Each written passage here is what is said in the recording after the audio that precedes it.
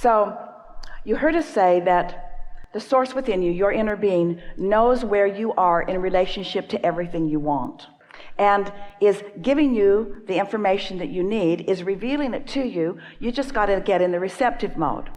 And the path of least resistance, the only reason that there is resistance on your path is because you put it there. But no worries, Source can always get around the resistance that you've put on your path. So every now and again, Esther will say, Abraham, that was just remarkable, and that was just unbelievable. She doesn't mean it's unbelievable, because as it happened, she's now believing it. She just means this was formerly unbelievable, and even now it's happened, sort of hard to believe. And we say, Esther, we keep your earth spinning in its perfect orbit, in perfect proximity with other planets. We think we can guide you to a scratch-off ticket.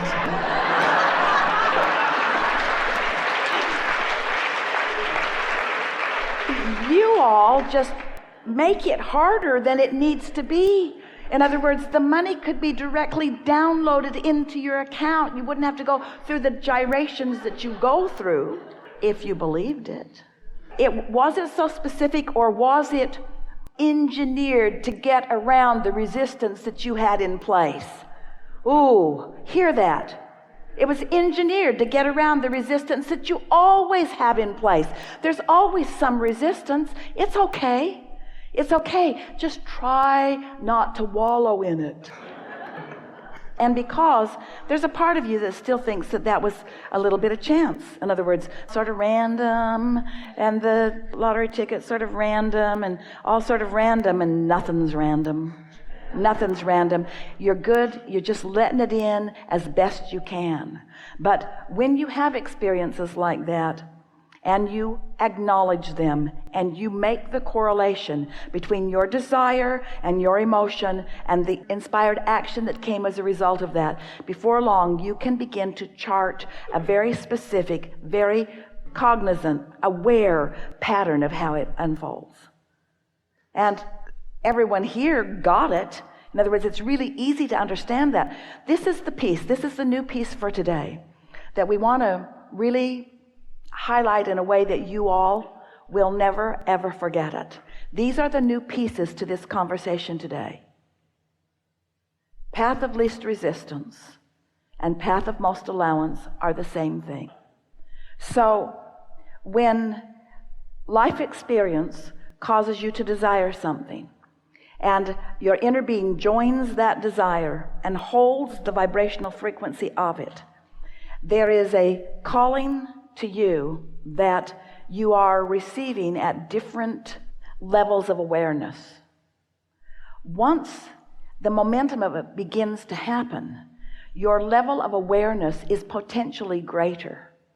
And so if we were standing in your physical shoes, the question we would be asking is, so how can I do this again and again and again and again and again? And the answer to that is by being general enough that you allow the momentum to get going, and then being alert enough, aware enough to realize that as it is going, that you can feel the momentum of it, that you can actually feel that you're on the path of it, and then deliberately enhancing that feeling of alignment as you go. So, is it more fun to go slow or fast? It's more fun to go slow if you're out of control. Esther got into her little Audi R8, and we promise you, she had no intention of going slow. It sits low to the ground. It is aerodynamically engineered. There is close to no resistance. The transmission and the engine combination in that thing. It is the most energizing physical experience that she has ever experienced, because the creation of it is an example of close to no resistance. She found that she's been driving around in these big buses where when you go around a corner you got to slow way down. Not the R8. Don't need to slow down. She decided to test it to its limits. How fast can I really go around this 45-mile-an-hour curve? 45 seems ridiculous. In a bus, yes, but in the Audi R8, no. In other words, testing the limits. She spent hours one night out in the middle of the desert all alone, taking that off ramp and then driving the 5 miles to turn around, then taking the off ramp again. And she figured that if she crashed and burned, she wouldn't bother anybody because there was nobody else around. She wanted to know, how fast can I take this 45-mile-an-hour corner? And she knew when she'd reached her limit. She could tell that's the last free pass she was going to get. She could feel, because the dynamics, the physics of this time-space reality showed her under these conditions, on this track, it's a highway, on this track, in this car, under these conditions, this is as far as I best go until they devise an even better car or an even more experienced driver. There are a lot of variables there. So that's what you're doing. You're testing your limits. So when we ask the question, is it more fun to go fast or slow? There's no right answer to that, really. Conceptually, fast always feels better, provided there's no resistance. But if there's resistance so that fast makes you uneasy, then you want to slow it down. And so the answer that we want to come back from you is, Abraham, I'm not looking for fast or slow to be the right answer. I'm looking for alignment to be the right answer. I want to go as fast as I can go and not crash and burn. That's really what you want to say. I want the energy to go as fast as it can go and me not offer resistance. So if you've got a belief that has a lot of resistance in it and you beat the drum of a desire, you're setting yourself up for a tug of war, because as you amplify your desire, given the resistance that you hold, now there's more resistance within you and you're not having a fun ride. And so we don't ever want you to believe that your work is to slow down the desire, because you can't really slow it down. But don't try to amp your desire faster than the boundaries of your resistance. Can you hear what we're getting at? The true work is in the releasing of resistance. The true work is in meditating. The true work is in putting your feet in the bay. Your true work is in getting outside and finding yourself happy with nature. Your true work is anything and everything that you can do to bring yourself into alignment with who you really are. When Esther first began receiving us, she didn't have expectations about us, other than she had heard the expression spiritual guide. She didn't really know what it meant. It didn't fit in with other beliefs that she held, and frankly just felt weird, the idea of it. But the idea was enough of a path of least resistance to her that it made her curious and made her want to know more. And so as she meditated, and in the process of meditation quieted her mind, she managed, without even knowing what she was doing, to bring her resistance level way, way down, which made her vibration raise way, way up. And in that process, she began receiving us. And at first, she thought it was her own thought, because she was translating the vibration into thoughts. And so it was her terminology.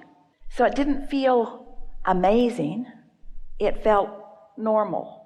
And the normalcy of it sort of threw her, because it just felt normal. When she started writing it or speaking it out loud for Jerry to read, he didn't find it normal. He found it amazing. But to Esther, who was in sync with it at the time she was receiving it, it felt normal. Esther would come off of a platform like this, and she would say, well, that was fun. And Jerry would say, it was fun and it was incredible. And Esther would say, how so? Because to Esther, it just felt normal, until she listened back to it and realized how fast her mouth was moving and how fast her mind was translating and how much information was coming forth in a very short time. So we're happy to give you confirmation that your inner being exists, and that you have access to it, and that you are receiving the vibration of it, and you are accurately translating it. Our encouragement to you is that you have fun with it. There's not something that you are assigned to do with it. It has come in response to your personal requests, and will be whatever you want it to be, as long as you want it to be it. There's not some assignment. There's not something that you've got to do. There's not something that Source even wants you to do. It's just you finding alignment.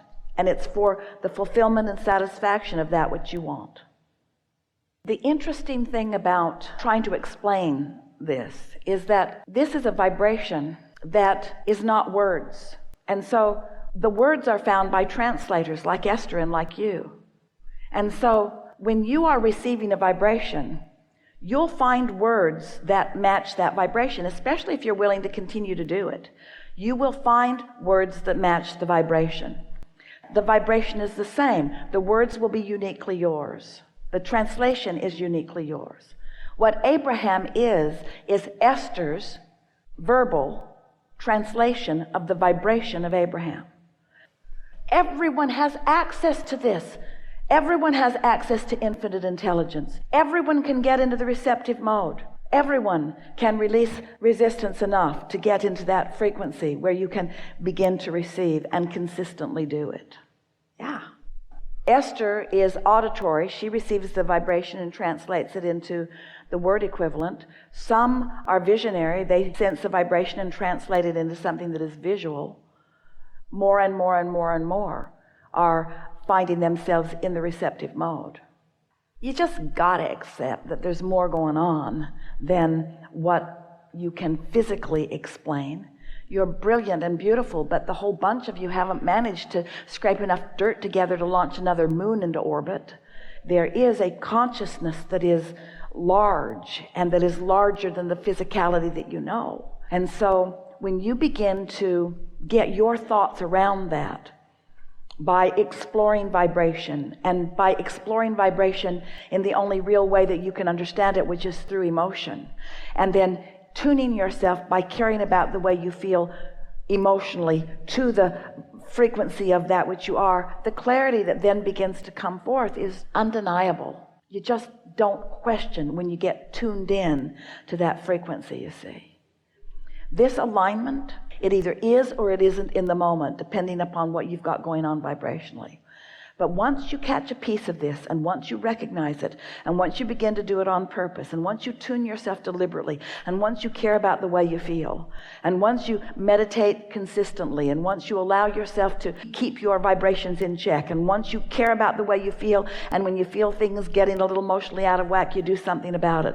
Once you begin to gain control of your own vibration, and the momentum becomes something that is really consistent, then you become a consistent enough translator of the vibration that you yourself don't doubt it. In the early days, Esther would say, Abraham, am I speaking clearly your words?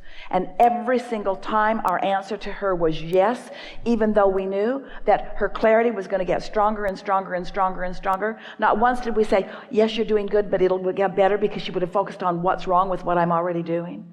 In other words, it just gets better and better and better, until in time, if you were say to Esther, Esther, do you have an inner being? She'd say, yeah. And does your inner being have a name? And Esther would say, the best name that they've been able to give me is Abraham.